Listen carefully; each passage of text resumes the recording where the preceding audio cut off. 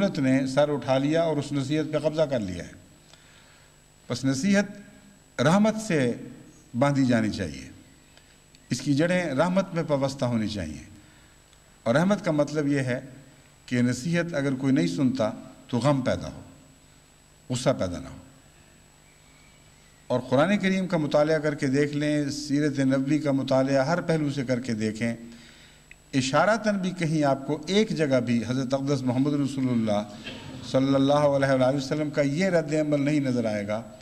کہ آپ نے غصے اور تحقیر کے ساتھ نصیحت نہ سننے والوں سے بدلہ اتارنے کی تمنا کی ہو، ان کو نیچا دکھانے کی تمنا کی ہو۔ گہرے غم کا ذکر ملتا ہے، اور اتنے گہرے غم کا کہ قرآن کریم میں اللہ تعالیٰ حضرت صلی اللہ علیہ وآلہ وسلم کو مخاطب کر کے فرماتا ہے فَلَعَلَّكَ بَاخِعٌ نَفْسَكَ أَلَّا يَكُونُوا مُؤْمِنِينَ، اے محمد تو اپنے وجود کو ہلاک کر لے گا اس غم میں کہ وہ ایمان نہیں لا رہے یہ ظالم۔ بس نصیحت غیروں پر جن کی آنکھیں بند ہوں، جن کے دلوں پر اور کانوں وغیرہ پر موریں لگ چکی ہوں، وہ بعض دفعہ نصیحت نہیں سنتے،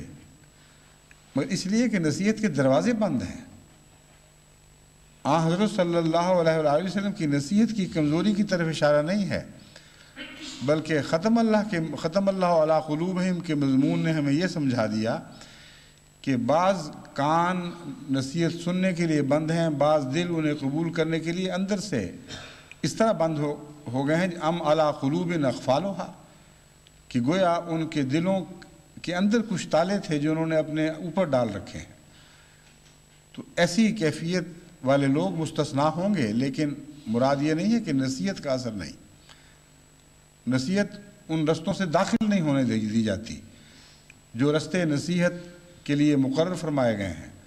بس نصیحت کا کوئی قصور نہیں۔ مگر بنیادی بات جو میں سمجھانی چاہتا ہوں وہ یہ ہے کہ ایسے لوگوں پر بھی نظر ڈالتے ہوئے حضرت محمد رسول اللہ صلی اللہ علیہ وآلہ وسلم طیش میں نہیں آتے تھے۔ نصیحت کی ہے، مقابل پر صرف یہ نہیں کہ نصیحت کو رد کیا گیا ہے، بلکہ سخت سزا دی گئی ہے، سخت اذیتیں پہنچائی گئی ہیں،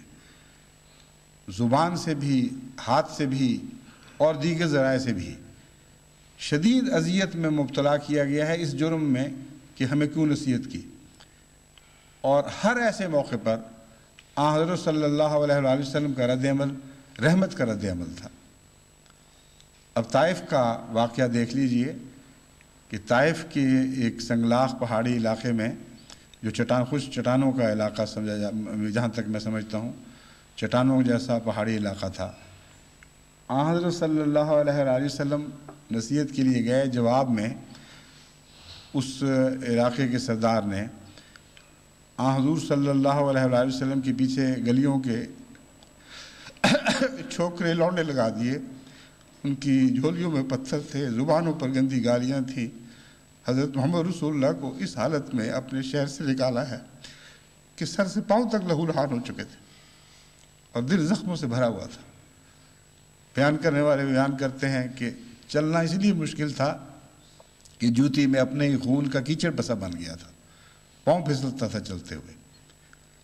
ایسے موقع پر اللہ تعالیٰ نے آپ کے پاس فرشتے بھیجے اور فرمایا کہ اگر تو چاہتا ہے تو خدا غضبناک ہے ان کی حالت پر، اور اگر تو چاہے تو وہ فرشتے جو اس پہاڑ کے فرشتے ہیں وہ ان دو پہاڑوں کے درمیان وہ ایک وادی سی جگہ میں واقع تھا شہر، ان پہاڑوں کو اکٹھا کر دیں گے اور ہمیشہ کے لیے بستی نابود ہو جائے گی۔ یعنی مراد ہے کہ ایسا خوفناک زلزلہ آ سکتا ہے، خدا کے ایسے فرشتے جو زلزلے کی طاقتوں پر مامور ہیں، ان کو اللہ اجازت دے تو ہمیشہ کے لیے بستی نابود ہو جائے۔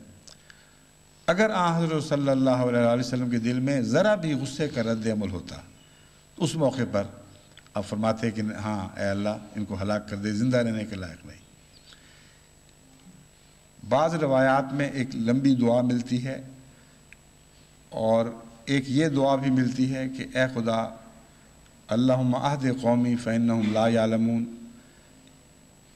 بعض روایات میں اس دعا کا تعلق بدر یا احد کے ساتھ بیان کیا جاتا ہے، مجھے اس وقت صحیح یاد نہیں، لیکن ایک اور جنگ کے ساتھ بیان کیا جاتا ہے۔ لیکن حضرت مسلم موعود نے اس تعلق میں بھی اسی دعا کا ذکر کیا تھا چنانچہ میں نے تحقیق کروائی تو پتہ چلا کہ یہی دعا اس کے طائف کے موقع پر بھی حضرت صلی اللہ علیہ وسلم نے کی تھی، یعنی کہ اے خدا یہ جانتے نہیں ہیں اس لیے ان کو معاف فرما، ان سے درگزر فرما، لیکن میری التجا یہ ہے کہ عہد قوم، میری قوم کو ہدایت دے دے، ہلاک نہ کر۔ پس ایسے غم کی حالت میں جب کہ انسان کے دل کی کیفیت پر نظر ڈال کر اس کی خاطر خدا غضبناک ہو رہا ہو، اس وقت بندے کا رحم اور بندے کی عفو کا سلوک اللہ تعالیٰ کے غضب کو رحمت میں تبدیل فرما دیتا ہے، اور اس وقت جو دعا اٹھتی ہے وہ اس قوم کے لیے ایک رحمت بن جایا کرتی ہے۔ بس نصیحت اس جذبے سے کریں کہ جس کے لیے آپ نصیحت کرتے ہیں اگر وہ نہیں سنتا تو آپ کو دکھ محسوس ہو، آپ کا دل غم سے بھر جائے۔ پس اس موقع کے لیے قرآن کریم کی وہ آیت کا پیغام سامنے آ کھڑی ہوتی ہے، وَاسْتَعِینُوا بِالصَّبْرِ وَالصَّلَاةِ، کہ مدد مانگو صبر کے ساتھ اور صلات کے ساتھ۔ بس آپ نے اگر نصیحتیں کرنی ہیں اور نصیحتوں کے ذریعے دنیا میں ایک عظیم انقلاب برپا کرنا ہے تو پہلی نصیحت تو یہ ہے کہ حضرت صلی اللہ علیہ وآلہ وسلم کی سنت پر عمل کرتے ہوئے رحمت کے ساتھ نصیحت کریں۔ جب بھی نصیحت میں غصہ شامل ہو جایا کرے اپنی نصیحت تھوک دیا کریں، کیونکہ وہ نصیحت زہریلی نصیحت ہے، کوئی اثر نہیں دکھائے گی، اس سے سوسائٹی اور بھی گندی ہو جائے گی۔ یہ ایسی نصیحت ہوگی جیسے کسی کو کہا جائے چل چھوکری اب حیا کر، بے حیاؤں کی طرح پھر رہی ہے، دوپٹہ تو سر پہ رکھ، ایک یہ کہنے کا انداز ہے، اور ایک کہنے کا یہ انداز ہے کہ کسی ایسی بچی کی حالت پر انسان کا دل کڑے، اس میں رحم کا جذبہ پیدا ہو، اسے سلیقی اور پیار کے ساتھ سمجھایا جائے کہ بیوی یہ اچھی چیز ہے کہ انسان اپنے پردے کو ڈھانپے، اپنے سر کو ڈھانپ کر رہے، یہ ہمارے معاشرے کی اچھی خوبیاں ہیں، ان کی حفاظت کرو۔ اب ان دو کہنوں کے انداز میں بڑا فرق ہے۔ پہلی بات نفرت کے منبع سے پھوٹتی ہے، یعنی کسی کو غلط کمزور حالت میں دیکھ کر غصے کا اظہار، تحقیر کے کلمات کہنا، اس کے دل کو دکھانے کی کوشش کرنا، اپنے بدلے اتارنا، نہ کہ اس کی اصلاح کے خیال رکھنا۔ اپنے بدلے سے مراد یہ ہے کہ بعض لوگ کسی نہ کسی معاملے میں احساس کمتری کا شکار رہتے ہیں، اور معاشرے میں جو لوگ اچھے رہتے ہیں ان کے خلاف ان کو غصہ رہتا ہے اور وہ دیکھ نہیں سکتے، بعض دفعہ شریکے کی دشمنیاں بھی ہوتی ہیں۔ بس وہی برائی میں نے دیکھا ہے اگر اپنے گھر میں اپنی بچیوں میں دکھائی دے تو وہ رد عمل نہیں ہوتا جو میں نے جس کی مثال دی ہے۔ اگر دوسرے کی بچی میں دکھائی دے یا اس معاشرے کے طبقے میں دکھائی دے جو ان سے بہتر حال میں ہے تو بڑا زہریلا تبصرہ ہوتا ہے، وہ سمجھتے ہیں ہم نے نصیحت کر دی۔ یہ نصیحت کا طریق نہیں ہے۔ رحمت کے ساتھ نصیحت کریں گے تو اس میں غصے کا کوئی عمل دخل نہیں ہوگا۔ رحمت کے ساتھ نصیحت کریں گے اور وہ اگلا نہیں مانے گا تو کیا پیدا ہوگا؟ وہ غم جس کا قرآن کریم میں اللہ تعالیٰ ذکر فرماتا ہے، فَلَعَلَّكَ بَاخِعٌ نَفْسَكَ أَلَّا يَكُونُوا مُؤْمِنِينَ، اس کے غم میں تو ہلاک ہو رہا ہے۔ اور یہ غم جو ہے یہ صبر ہے جس کا قرآن کریم میں ذکر فرمایا گیا ہے۔ اس غم کے نتیجے میں انسان کچھ کر نہیں سکتا، کچھ پیش نہیں جاتی، زبردستی کر نہیں سکتا، کیونکہ اللہ تعالیٰ فرماتا ہے لَسْتَ عَلَيْهِمْ بِمُسَيْطِرٍ فَذَكِّرْ إِن نَفَعَتِ الذِّكْرَىٰ، نصیحت تیرا کام ہے اور تجھے ہم نے داروغہ مقرر نہیں فرمایا ہوا۔ جب انسان بے بس ہو وہ صبر کا مقام ہے، بے اختیاری سے ایک صبر پیدا ہوتا ہے، اس وقت جو صبر ہے وہ دعاؤں میں ڈھلتا ہے۔ ایسا صبر جس میں انسان خدا کی خاطر ایک تبدیلی چاہتا ہے لیکن نہیں کر سکتا اور مجبور ہو کر نہتہ ہو کر بیٹھ رہتا ہے،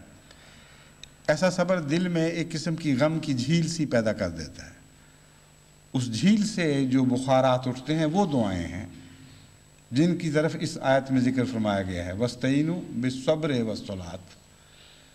اللہ سے مدد مانگتے ہو کس کس چیز سے مدد مانگو گے؟ کچھ تمہارے پلے ہونا چاہیے۔ فرمایا صبر تمہارے دامن میں ہونا چاہیے۔ صبر سے جو دل خون ہوتا ہے اور ایک غموں کی جھیل سی بن جاتی ہے، اس سے جو دعائیں اٹھیں گی وہ تمہارے لیے مقبول رحمت خدا تعالیٰ کے ہاں مقبولیت کی ضمانت